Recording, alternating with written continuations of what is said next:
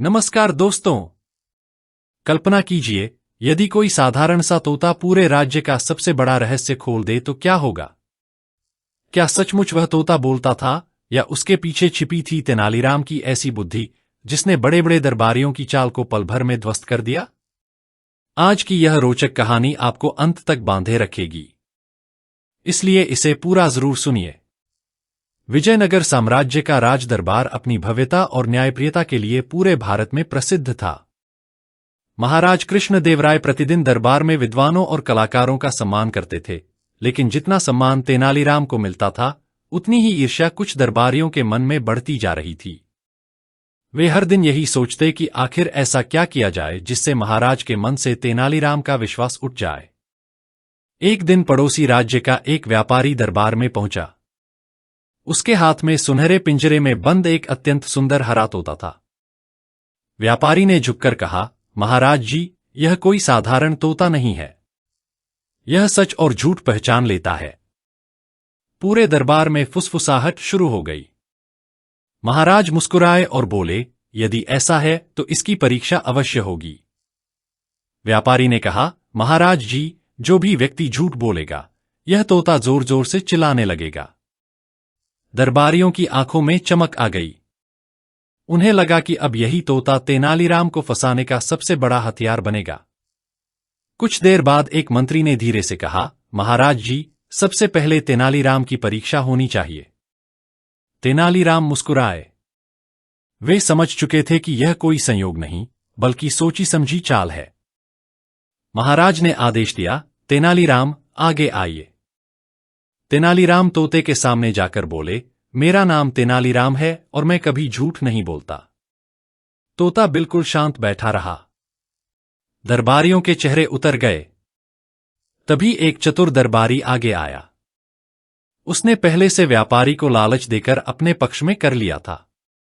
वह बोला, महाराज जी, तेनालीराम ने कल ही कहा था कि वे राज्य के सबसे बुद्धिमान व्यक्ति हैं। यह घमंड नहीं तो और क्या है। व्यापारी ने तुरंत पिंजरे को हल्का सा हिलाया।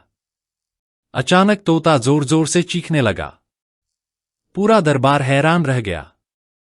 कुछ दरबारियों ने तुरंत कहा, देखा महाराज, तोता झूठ पकड़ चुका है।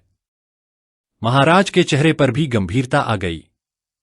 उन्होंने तेनालीराम की ओर देखा और कहा, क्या तुम सचमुच स्वयं को सबसे बुद्धिमान कहते हो? तेनालीराम ने शांत स्वर में उत्तर दिया, महाराज जी, यदि अनुमति हो तो कल मैं इस तोते की एक और परीक्षा लेना चाहता हूं। यदि यह सचमुच सत्य पहचानता है तो मैं स्वयं अपनी भूल स्वीकार कर लूंगा। महाराज ने अनुमति दे दी। उस रात दरबारी बहुत खुश थे। उन्हें विश्वास था कि अब तेनालीराम की हार निश्चित है। लेकिन तेनालीराम पूरी रात सोचते रहे। वे जानते थे कि समस्या तोते में नहीं, बल्कि उसे चलाने वाले इंसान में है। अगली सुबह पूरा दरबार पहले से अधिक उत्सुक था। तेनालीराम अपने साथ 3 ढके हुए मिट्टी के घड़े लेकर आए। उन्हें देखकर सभी हंस पड़े। एक दरबारी बोला, क्या अब घड़े भी सच बोलेंगे? तेनालीराम मुस्कुराकर बोले, आज सच कौन बोलता है, यह स्वयं सामने आ जाएगा। अगली सुबह राजमहल का दरबार पहले से कहीं अधिक भरा हुआ था। मंत्री, सेनापति, विद्वान और दूर दूर से आए अतिथि उत्सुकता से उसी क्षण का इंतजार कर रहे थे। सबकी निगाहें तेनालीराम और उस रहस्यमयी तोते पर टिकी थीं। तेनालीराम 3 मिट्टी के घड़े लेकर दरबार के बीचों बीच पहुंचे। तीनों घड़ों पर कपड़ा ढका हुआ था। महाराज कृष्णदेवराय मुस्कुराकर बोले, तेनालीराम, आज इन घड़ों का क्या रहस्य है? तेनालीराम ने विनम्रता से कहा, महाराज जी, आज यह तोता नहीं, बल्कि सच बोलने वालों की नीयत परीक्षा देगी। दरबारियों ने एक दूसरे की ओर देखा।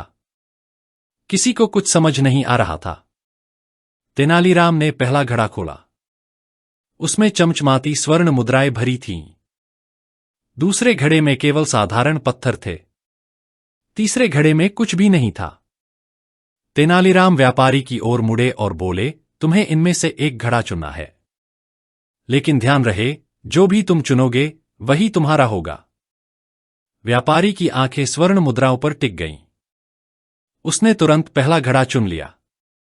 तेनालीराम मुस्कुराए। बहुत अच्छा, अब केवल एक प्रश्न का उत्तर दो। क्या तुम्हारे इस तोते को कभी किसी ने सिखाया है कि कब बोलना है? व्यापारी घबरा गया। उसने जल्दी से कहा, नहीं, नहीं, यह तो स्वयं ही सच और झूठ पहचानता है। तेनालीराम ने धीरे से दूसरा प्रश्न पूछा, यदि ऐसा है तो कल जब दरबारी ने मेरे बारे में झूठ बोला तभी यह तोता क्यों नहीं बोला? वह तो तब बोला जब तुमने पिंजरे को हल्का सा हिलाया था। पूरा दरबार एकदम शांत हो गया। महाराज ने व्यापारी की ओर ध्यान से देखा। तेनालीराम आगे बढ़े और बोले, महाराज जी, यदि अनुमति हो तो मैं एक छोटा सा प्रयोग करूं? आज्ञा है। तेनालीराम ने पिंजरा अपने हाथ में लिया। उन्होंने जानबूझकर एक सच्ची बात कही। महाराज कृष्णदेवराय इस राज्य के न्यायप्रिय राजा हैं। तोता शांत रहा। फिर तेनालीराम ने बिना कुछ बोले पिंजरे को हल्का सा झटका दिया। तोता अचानक जोर जोर से चीखने लगा। दरबार में बैठे लोग आश्चर्य से खड़े हो गए। तेनालीराम ने फिर पिंजरा स्थिर कर दिया। तोता तुरंत शांत हो गया। अब तेनालीराम मुस्कुराए। महाराज जी, तोता झूठ नहीं पहचानता। यह तो केवल अपने मालिक के संकेत पहचानता है। व्यापारी के चेहरे का रंग उड़ चुका था। महाराज ने कठोर स्वर में पूछा, सच सच बताओ, क्या यह पूरा खेल पहले से रचा गया था? व्यापारी कांपने लगा। उसने हाथ जोड़ दिए।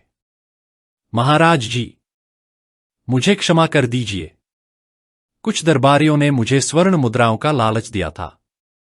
उन्होंने कहा था कि जैसे ही वे संकेत दें, मैं पिंजरे को हिला दूं ताकि तोता चीखने लगे और तेनालीराम झूठे सिद्ध हो जाए।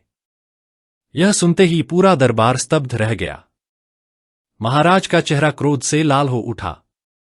उन्होंने उन दरबारियों की ओर देखा जो कल सबसे अधिक तेनालीराम पर आरोप लगा रहे थे। सभी के सिर शर्म से झुक गए।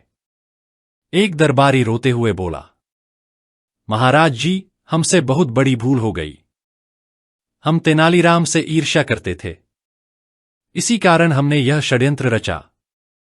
महाराज कुछ क्षण मौन रहे। फिर उन्होंने तेनालीराम से कहा, तुम चाहो तो इन्हें कठोर दंड दिया जाएगा। पूरा दरबार तेनालीराम की ओर देखने लगा। सभी को लगा कि आज वे अवश्य बदला लेंगे। लेकिन तेनालीराम मुस्कुराए और बोले, महाराज जी, यदि अनुमति हो तो मैं इनसे केवल एक वचन लेना चाहता हूं। कौन सा वचन? आज के बाद ये किसी योग्य व्यक्ति से ईर्ष्या नहीं करेंगे, बल्कि उससे सीखने का प्रयास करेंगे। दरबारियों की आंखों से आंसू बह निकले। उन्होंने तेनालीराम के चरण छूते हुए कहा, हमें क्षमा कर दीजिए। तेनालीराम ने उन्हें तुरंत उठाया और गले लगा लिया। महाराज प्रसन्न होकर बोले, तेनालीराम, आज तुमने केवल अपनी बुद्धि ही नहीं, अपने विशाल हृदय का भी परिचय दिया है। सच्चा ज्ञानी वही है जो सत्य की रक्षा करे और अवसर मिलने पर क्षमा भी करे। पूरा राजदरबार तालियों और महाराज की जय, तेनालीराम की जय के नारों से गूंज उठा। व्यापारी ने वह बोलने वाला तोता महाराज को भेंट करना चाहा। महाराज हंसते हुए बोले, यह तोता हमें नहीं चाहिए। तेनालीराम तुरंत मुस्कुराकर बोले, इसे जंगल में छोड़ दीजिए। बेचारा बिना किसी षड्यंत्र के खुलकर बोलना सीख जाएगा। पूरे दरबार में ठहाका गूंज उठा। उस दिन के बाद किसी भी दरबारी ने तेनालीराम के विरुद्ध छल करने का साहस नहीं किया। सब समझ चुके थे कि बुद्धिमत्ता केवल चतुराई में नहीं, बल्कि सत्य, क्षमा और विवेक में होती है। यदि आपको लगता है कि सत्य की जीत हमेशा होनी चाहिए, तो अभी कमेंट में लिखिए, सत्यमेव जयते। कहानी की सीख। ईर्ष्या मनुष्य की बुद्धि छीन लेती है, जबकि सत्य और धैर्य अंततः विजय दिलाते हैं। दूसरों को गिराने की बजाय उनसे सीखना ही सच्ची सफलता है। दोस्तों, आशा है आपको तेनालीराम की यह रोचक कथा पसंद आई होगी। यदि कहानी ने आपके चेहरे पर मुस्कान लाई और कोई सीख दी, तो वीडियो को लाइक करें, अपने मित्रों और परिवार के साथ शेयर करें और ऐसे ही ज्ञानवर्धक एवं मनोरंजक किस्सों के लिए हमारे चैनल को सब्सक्राइब करना न भूलें। फिर मिलेंगे एक नई रोचक कहानी के साथ। तब तक मुस्कुराते रहिए, सीखते रहिए और जीवन में सत्य का साथ कभी मत छोड़िए। नमस्कार।